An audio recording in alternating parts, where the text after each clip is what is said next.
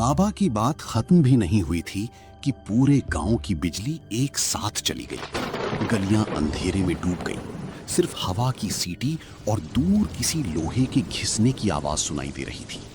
ऐसा लग रहा था जैसे कोई भारी चीज धीरे धीरे जमीन पर घसीटते हुए उनकी तरफ आ रही हो। अमन, वो आवाज और करीब आ रही है। मुझे लग रहा है जैसे हर कदम के साथ मेरी सांसें रुक रही हैं। हम यहाँ 1 सेकंड भी और रुक गए तो शायद सुबह देख ही ना पाए। प्लीज कुछ करो। डरना आसान है मीरा, लेकिन भागने से सच नहीं बदलेगा। अगर वो हमें ढूंढ रहा है तो हमें उससे पहले उसका राज ढूंढना होगा। मैं इस बार बिना जवाब लिए पीछे नहीं हटूंगा। तभी बाबा ने अपनी जेब से एक पुराना तांबे का तावीज निकाला। उस पर अजीब प्राचीन निशान बने हुए थे। तावीज को देखते ही हवा और तेज हो गई, जैसे कोई उस चीज से नफरत करता हो। ये आम तावीज नहीं है। इसे मेरे गुरु ने अपनी आखिरी सांस से सिद्ध किया था। जब तक ये तुम्हारे पास रहेगा, वो आत्मा तुम्हें छू नहीं पाएगी। लेकिन याद रखना, ये सिर्फ बचाएगा, श्राप खत्म नहीं करेगा। अगर ये तावीज हमें सिर्फ बचाएगा तो श्राप खत्म कैसे होगा? बाबा, सच मत छुपाइए। मुझे सब कुछ जानना है, चाहे कितना भी खतरनाक क्यों ना हो। बाबा ने गहरी सांस ली और धीरे से मंदिर की तरफ देखने लगे। उनकी आंखों में पछतावा था, जैसे वो सालों से इसी दिन का इंतजार कर रहे हों। 200 साल पहले एक तांत्रिक ने अमर होने के लिए निर्दोष लोगों की बलि दी थी। जब गांव वालों को सच पता चला, 7 संतों ने उसकी आत्मा को उसी ताबूत में कैद कर दिया।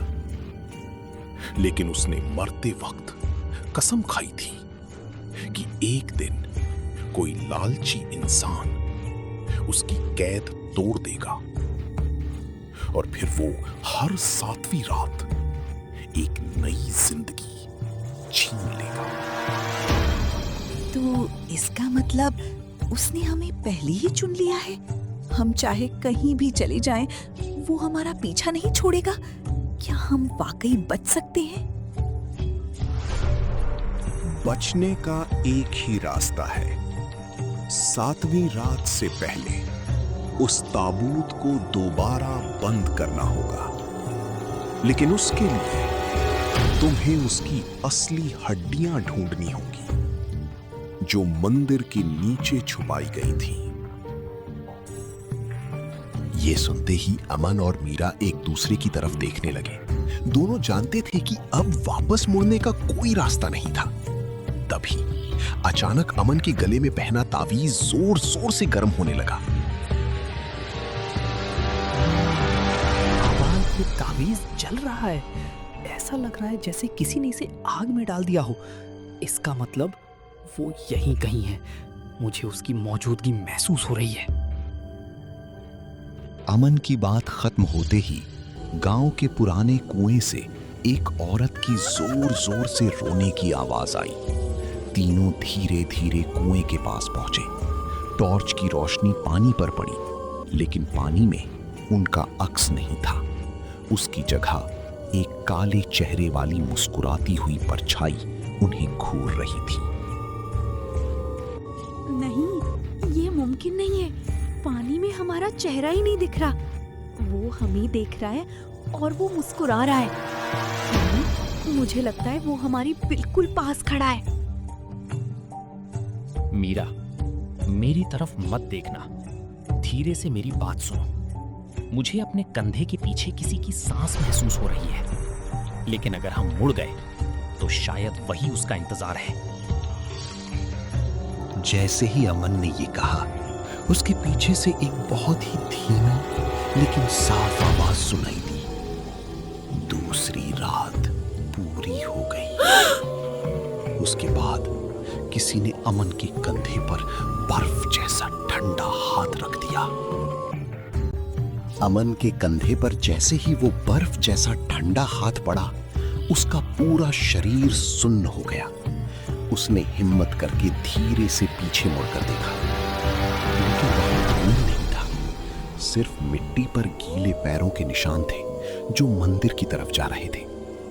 बाबा ने बिना एक पल गवाए जोर से कहा, वो हमें बुला रहा है। अब हमारे पास बहुत कम वक्त है। हर रात के साथ उसकी ताकत बढ़ रही है। अगर सुबह होने से पहले हम उसकी हड्डियां ताबूत में वापस बंद नहीं कर पाए तो 7वीं रात का इंतजार भी नहीं करेगा। मैं बहुत डर रही हूँ, लेकिन अब पीछे मुड़ने का कोई रास्ता भी नहीं है। अगर हम रुक गए तो वो किसी और को भी मार देगा। अमन जो भी हो, आज इसका अंत करना ही होगा। हमने ही गलती की थी और उसे हम ही ठीक करेंगे, चाहे मेरी जान चली जाए। लेकिन आज ये श्राप हमेशा के लिए खत्म होगा। तीनों दोबारा उस पुराने मंदिर में पहुंचे। इस बार मंदिर पहले जैसा नहीं था। टूटी हुई दीवारों से काला धुआं निकल रहा था। मंदिर के बीच रखा ताबूत धीरे धीरे अपने आप खुलने लगा। उसके अंदर से एक काली परछाई हवा में उठकर उनके सामने खड़ी हो गई। उसकी आंखें अंगारों की तरह जल रही थीं। 200 साल से मैं इसी पल का इंतजार कर रहा था।